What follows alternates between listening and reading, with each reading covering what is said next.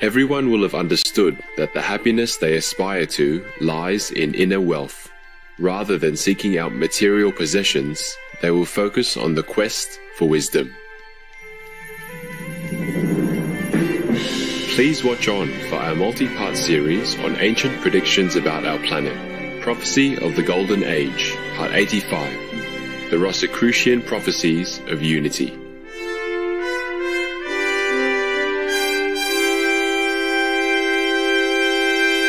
I'm Thomas, the alchemist. The friendly people of Wales, thank you for being a God-loving global citizen who truly cares about our world.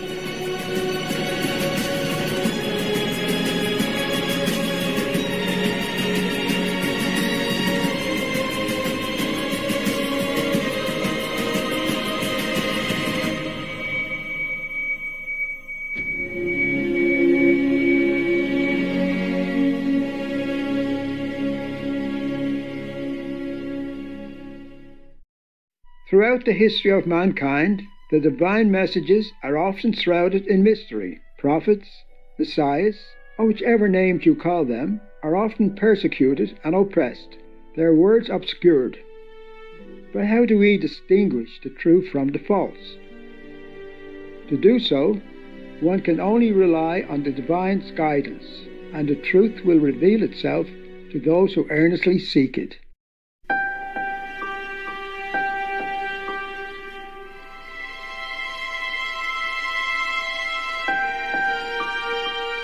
The prophecies of the Rosicrucian order tell us about major changes that we could look forward to as humanity evolves to a higher consciousness. As we continue to explore these predictions, we'll refer to some foresight remarks that Supreme Master Ching Hai has made on the same topics, as she illuminates the wise way for us to proceed to a better future. A common language. From one country to another, all humans will come to speak the same language. It will not be one that exists today, like Esperanto. The future universal language will be a human creation and will express the desire for unity that will prevail between nations and individuals. Recognizing the importance of communication in world affairs, Supreme Master Ching Hai has been an advocate of a universal language. Thus, she has for years encouraged our Multicultural Association members to learn English, as it had become the world's most global language to date, used in political negotiations, business and science, etc. I wish that in the whole world we speak only one language, more convenient. I wrote a letter to the EU Parliament President. I said, in my humble opinion, it would have been much better if at least all the EU member nations learn one language, apart from their native language. Can you imagine if all the member nations speak just one language, easy to understand each other and quicker decision? We could preserve our culture and learn one extra language. We need it anyway. I wrote in my letter, we can vote openly to choose one language. So that's why I encourage all of you to study English, even though it's not voted as an official language in EU or any other union, but it's easier and it's more or less very universal. So we don't vote, we just learn English. How about that? Actually, language is not all that necessary. Love is the most necessary.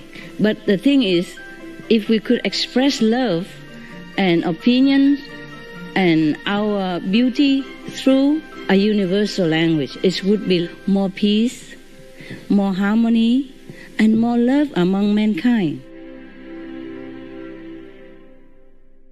Global citizenship. As a result of ethnic, racial, and cultural mixing and international exchange, collective consciousness will eventually replace individual consciousness. Henceforth, human beings will truly begin to think and behave like global citizens. 我们不是台湾公民，我们不是英国公民，我们没有什么人的公民，我们是世界的公民。We should think in terms of a broader sense of universal brotherhood and not thinking in terms of our family, our country, our religions, our group, our continent even. It's time that people have to think in at least in the world, in the whole world sense, not in terms of country and border and tiny little corner of the globe anymore. Okay?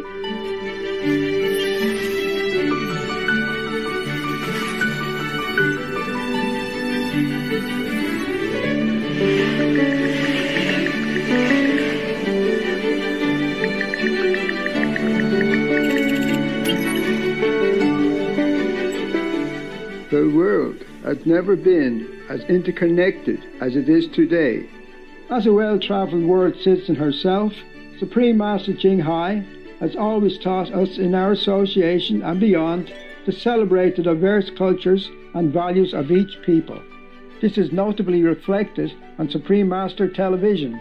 Master has also long been promoting open borders as the key to lasting peace and prosperity. Any smart country would take in migrants and give them citizenship and all that, so their children can also have a good education and then contribute to the country. Is the same like every citizen, like native citizens. And then after a while they marry the native, etc., and then become half native and then full native. Well, who cares? The whole world is the global village anyway. The whole world is the home. There are different rooms, the German room, the England room, the Japanese rooms. Who cares what room? It all belongs to humanity. So if they change rooms and to make it better for that room, then it should be a very, very fortunate thing.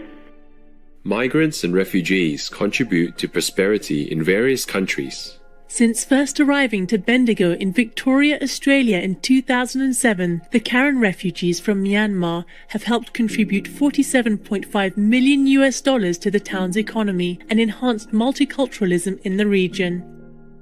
In Australia, the median employee income of average migrant taxpayers during the fiscal year of 2016 to 2017 was more than $34,000, while skilled migrants had a median income of over $40,000. Both numbers are higher than the median income for all Australians, showing how strongly migrants contribute to the Australian economy. Canada's commendable 1.5% economic growth in 2019 has been attributed to its 2% expansion of the labour force, mostly from immigration. New arrivals to Germany help to take on new jobs where there is a shortage of native-born workers, thereby increasing the workforce. By May 2018, the number of employed refugees rose to 306,574, an increase of more than 100,000 individuals in 1 year. In Camini, Italy, the 280 local residents reported that their hospitality towards dozens of refugees from Africa and the Middle East was returned multifold, with increased sales for the shopkeepers and more jobs being created. In 2015, Sweden took in more refugees per capita than any other European country. This helped to fuel the country's biggest economic boom in 5 years, with an impressive 4.5% increase in the economy in the fourth quarter of 2015. In Switzerland, migrant entrepreneurs contribute to 9.4% of overall employment. The arrival of Syrian refugees' private capital and expertise accelerated business growth in countries such as Egypt, Jordan, and Turkey. Since 2011, Syrian refugees in Turkey have started over 6,000 businesses, creating job opportunities for both refugees and native-born workers. In Uganda, where refugees are allowed to start their own businesses, the native population has also benefited with increased income and job opportunities. So-called lesser-skilled immigrants in the U.S. have helped keep some industries alive, thus also helping native-born workers. For example, they have enabled the retail, agriculture, landscaping, and hotel sectors to expand, attract investment, and create middle-class jobs in management, design and engineering, marketing, etc. that employ native-born citizens. Immigrants have been found to be twice as likely to start businesses as native-born people in the US and the UK. Nearly half of 2018's Fortune 100 companies were founded by immigrants, etc. In the Bible it says, be kind to strangers, because you are also strangers in the land of Egypt. That was because when God was talking to Egyptian people. But this can be also broadened into the whole world, like you are also strangers. We are strangers in this earth, on this earth, in this world when we were born. So we should be kind to all strangers. This is our duties, to help each other. Love ye, therefore, the stranger, for ye were strangers in the land of Egypt. Holy Bible, Deuteronomy 10:19. Awakened viewers, we'll return after a brief message. Please stay tuned to Supreme Master Television. High-minded viewers, welcome back to our program. The Rosicrucian prophecies show us that humanity is heading towards a real globalization that is not just economic or political, but based on a profound spiritual awareness. A single currency. The time will come when globalization will allow every nation to meet the economic needs of their fellow citizens and ensure their happiness on a practical level. By then, there will be a single world currency which will not be used for speculation purposes, but will solely serve to sell and buy different goods. Having money will no longer be an end in itself. In some of other more advanced society in the universe, you don't have to work for a living. Everywhere they would have like a common kitchen, a common store where everyone can exchange their labor, exchange their work, their craft for the goods that they need. And each one just contribute his talent or his ability to society. Not for the money, but for the pleasure of it, for the honor of contribution. And money doesn't exist in those society because they don't need any. You're always provided whatever you need. It is an entirely different system, and people are happier like that. Maybe in the future, our planet would be in such an environment. You see, our planet is not ready yet for this system. It's not the system, this or that. It's the people. The concept of the society have to change first. I have seen in other planets, only the people who are more evolved or the concept has evolved in that direction, more like a community, global community direction, more spiritually. Then they would use that exchange system with no money. And they are vegetarian, relaxed, happy, and light conscience, yes. So many of these civilizations are much more advanced than we are, even spiritually, even technology, mainly because they have developed morally and spiritually to a higher level than ours.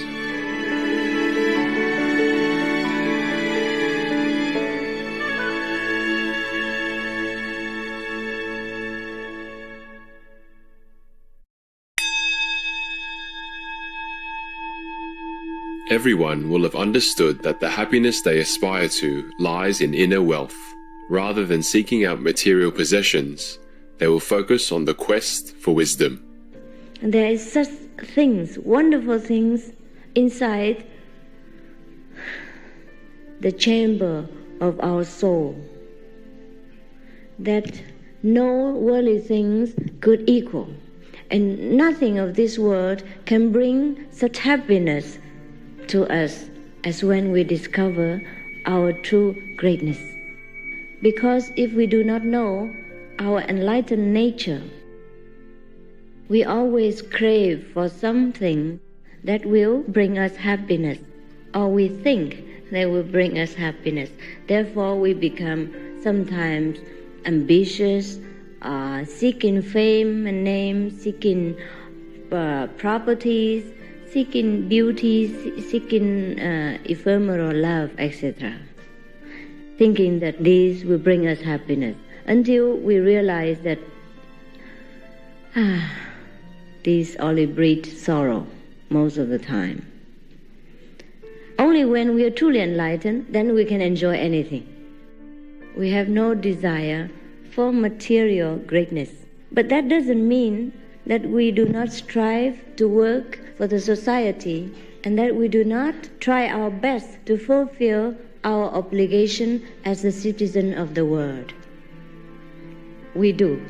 We do all the same. We do more effectively and with our willingness to contribute our part to the whole world. I feel a lot more fulfilled inside, and also find it easier to deal with everyday problems and also with desires and worries. I feel much more peace and love and beauty.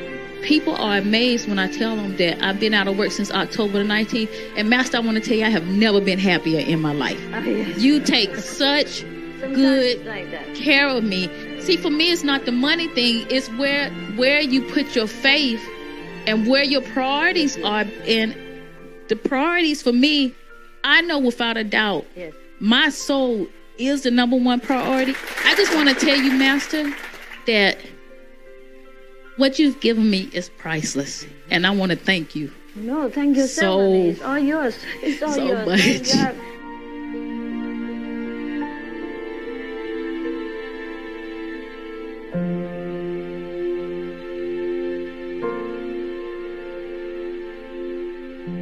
Etc. A universal religion. Religions, which we respect for the best they have to offer believers in order to live their faith, will gradually disappear and give rise to a universal religion that will teach the esoteric principles that are known today by too few initiates. Throughout history, the universal religion, which is the way of God realization, has been taught only to a modest number of spiritual practitioners at a time. However, this is now changing as Supreme Master Ching Hai has been offering initiation into the universal Kuan Yin method with an unprecedented openness. And for this, our world is the most fortunate and blessed. I was initiated by a master by the name of Swami Sant Sevi Ji back in the early 2000s. He's passed on now, but he's from the Maharishi Mehi branch of the Sants. And that is a very obscure path. And there's only like about 5 people in the United States that follow this particular branch of Sant. Most of the time on this planet, there has never been such a big and wide and broad teaching like this time. Mostly the teaching just a region or some maybe a couple of hundreds of thousands of disciples, for example, but never the whole world like this.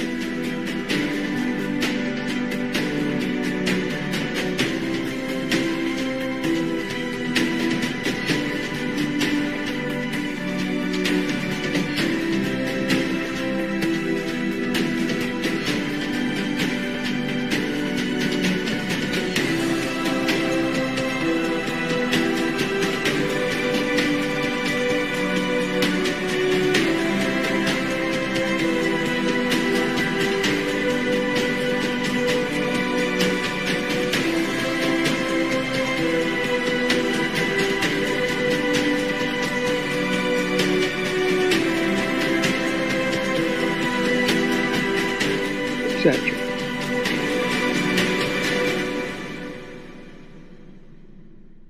Thank you, spiritual viewers, for joining us today.